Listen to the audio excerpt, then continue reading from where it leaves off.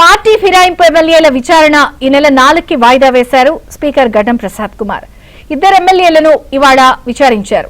ఎమ్మెల్యేలు ప్రకాష్ గౌడ్, కాళ యాదయ్య ఎంక్వైరీ పూర్తయింది. క్రాస్ ఎగ్జామినేషన్ లో పిటిషనర్లు, అడ్వకేట్లు తిప్పి ప్రశ్నలు అడిగారని సమాచారం. సమయం సరిపోకపోవడంతో గూడెం మహిపాల్ రెడ్డి, బండ్ల కృష్ణమోహన్ రెడ్డి విచారణ వాయిదా పడింది.